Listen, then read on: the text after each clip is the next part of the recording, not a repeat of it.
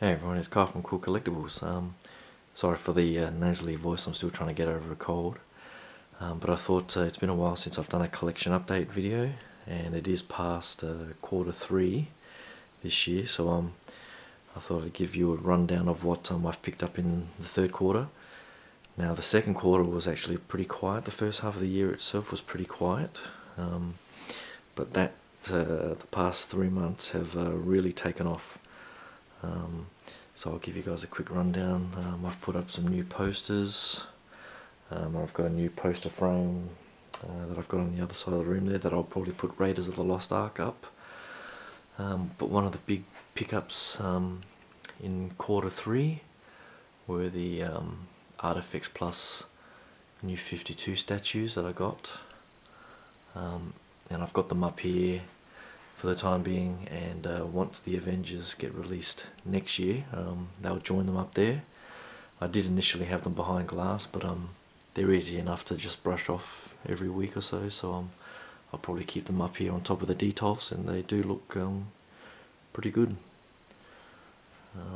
So check out my individual reviews on these guys, because they really do pop on display. So I'm really glad I finally got some statues in the collection. The other things I'm just tidying things up around here. The other thing I recently got was MP10B Optimus, and as you can see there's MP9B here, and if you follow the Facebook page, these friggin' knee joints are so damn weak that I barely touched the thing and they broke. So Robot Kingdom, they've said that they're looking into getting replacement knee joints for me, which is what I prefer, because I don't really want to send the whole damn thing back, because I got the bad feeling that they might ask me to pay for shipping back. And they were initially pretty good with their responses, and they haven't responded in the last couple of days, so I'm starting to get a bit worried about what they're going to do. So okay, if you're watching or listening, please don't screw me over. Find those replacement knee joints for me, and hopefully we can work it out. But MP10B itself is an awesome figure. I'm so glad I got that. I'll probably do an individual review for it. I was going to do a joint review with MP9B, but that's probably going to be on hold for a while, so we'll see what happens. But yeah, for those of you that have MP10 and were on the fence about this guy, I would highly recommend it. The paint app is amazing, and I guess the main reason I got 10B and 9B, excuse me, was because they announced the MP13B Sound Blaster with Ratbat. So Takara Marketing worked its magic on me, I guess.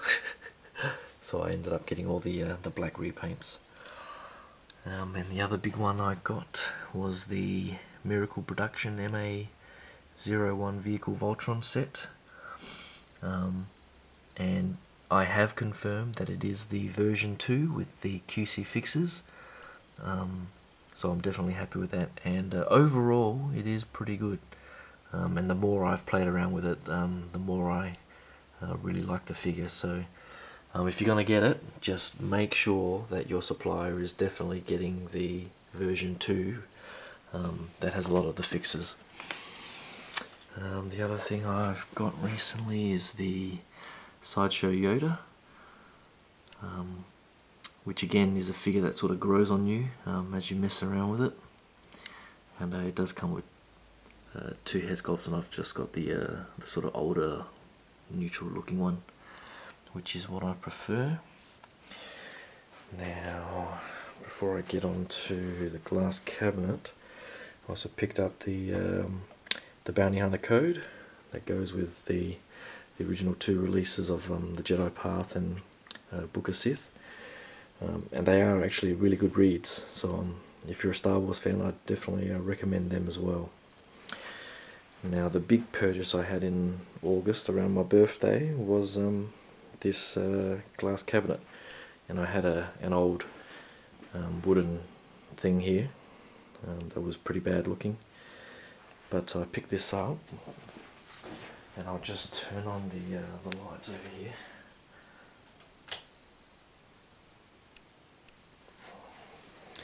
So there it is when it's switched on, and I'm really happy I got it, because with the LEDs on and so on, it's probably not even showing up naturally on camera, but yeah, LEDs are definitely the way to go, and I'll have to figure out how I'm gonna wire those guys up as well. So there's a bit of space left, and I'm not liking those clones there, because they're a bit of a waste, so I'm gonna reorganize that and probably move the Hot Toys in there and relegate the clones to the corner there. I'm still tossing up whether or not I should sell them. I'm not really that into the prequels, but I did post up something on the OSR buy sell trade and 1/6 Australia and so on, and there wasn't that much interest, so we'll just have to see how we go on that one. So they're all the DX figures, and I was hoping DX13 was going to be released by now, but it's still not out, so God knows what's happening with that, and the Amazing Spider-Man 2, so Hot Toys are really dragging their feet on those ones. And over on the other side, if you watch some of the other videos of mine, you'll see that I recently got these glass door inserts from IKEA for their Expedite shelf, which are really good. So if you've got an Expedite, I'd highly recommend it. And I've got some risers as well, so I've got all the Motu figures in there now. Not sure what I'm going to do with lighting. During the day it's pretty good.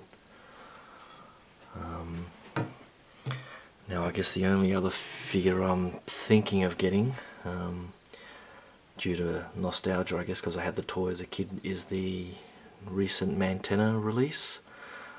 So I'm definitely thinking of getting that, but it's already going for around $60–70 I think, which is pretty crazy, but we'll see how we go. And I'll be going back to IKEA soon to pick up pretty much 11 more of these glass inserts to fill up these gaps, because I still have to put in the vintage collection figures and the rest of my 6-inch line with Street Fighter and the Terminator, the Predator and Alien lines. So yeah, I'm loving the work that NECA does. I was going to start getting into the Play Arts Kai figures, but the price has skyrocketed recently to over $100 Australian. So and for a 6-7 inch figure, I'll give that a pass. And there's the Black Series Wave 1, which again are some pretty awesome figures, and I wish you know, the 6-inch range started when I first started collecting, so I didn't have to get all of those vintage collection ones. But there's a couple of the vintage collection figures right there to go with their daddies. So I think that's pretty much it for quarter 3. So for the rest of the year, I've got the Nissan Trio coming, and what else? The Amazing Spider-Man, DX13.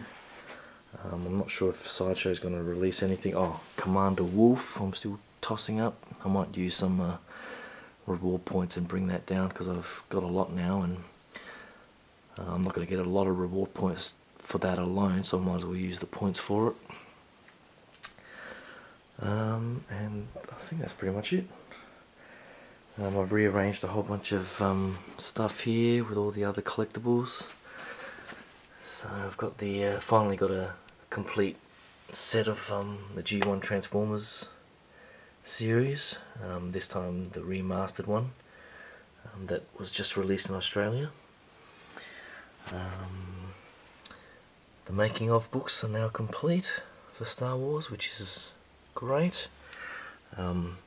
And if you haven't picked them up and you're a Star Wars fan, I would definitely recommend. I think they're the best books ever written about the movies themselves, I think. So definitely get out there and buy them. I've got the Marvel Year by Year. Now, I was screwed over by a UK seller who quoted me a shipping price for the DC Year by Year with the upgraded edition. But then she backed out once she realised what the the actual shipping cost was going to be. But that was after 5 emails from me asking her to confirm and whether or not she had confirmed. So I wasn't happy when she just backed out. And other than that, that's pretty much it. So it was about a Q3 for me, and Q4's got a few more things coming as well. So hope you guys can keep in touch, and I've got a few things happening in the background collecting wise, and hopefully might have some big news coming, depending on how things pan out. But I'm sure you guys will. I'll let you guys know when anything happens. So thanks again, and I'll catch you guys soon. Thanks. Bye.